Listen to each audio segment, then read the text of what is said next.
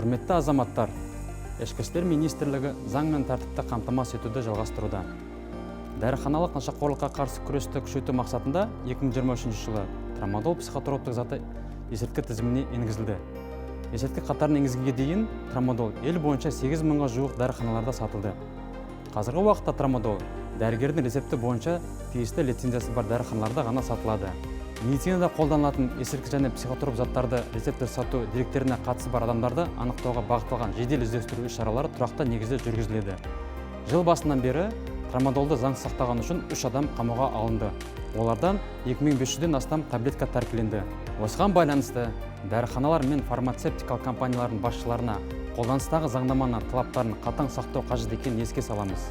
Медицинада қолданылатын психотроптық заттар мен есірткілерді рецептісіз сату қылмыстық кодекстің 297 бабы 3 бөлігімен қаралып, есірткіні заңсыз өткізу болып саналатынын ескертеміз. Бұл үшін 10 жылдан 15 жылға дейінгі бас бостандығынан айырылу жазасы қарастырылған.